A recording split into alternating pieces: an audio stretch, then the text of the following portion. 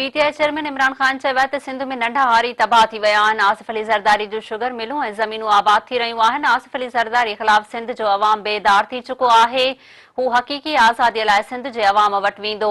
PTI chairman Imran Khan सां सिंध जे अॻूणे governor Imran Ismail बनी गाला में मुलाक़ात कई आहे। मुलाक़ात में हुकूमत ख़िलाफ़ आज़ादी मार्च ते ख़यालनि जी ॾे वठि कई वई।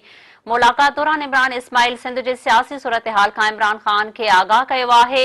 इमरान खान सिंध जी सूरत-हाल ते ॻणतीअ जो इज़हार कंदे चयो आहे त पीपल्स पार्टी सिंध जे अवाम खे बुनियादी सहूलतुनि खां बि महरूम रखियो आहे। इमरान खान चयो आहे त के सिंध जे अवाम में हक़ीक़ी आज़ादीअ जो शऊर नज़र अची रहियो आहे। सिंध जो अवाम वॾे अंग में हक़ीक़ी आज़ादी मार्च में शरीक थिए। हुन जो वधीक चवणु हुयो त सिंध में पाणी जी हथरादू खोट पैदा करे ज़मीनूं तबाह कयूं पयूं वञनि। सूबे में नंढा हारी तबाह थी विया आहिनि, पर आसिफ अली ज़रदारी जूं शुगर मिलूं ऐं ज़मीनूं आबाद थी रहियूं आहिनि। हुन चयो आहे त हक़ीक़ी आज़ादीअ लाइ हू सिंध जे माण्हुनि वटि वेंदो। मौजूदा हुकूमत जो ख़ात्मो सिंध मां ई शुरू थींदो।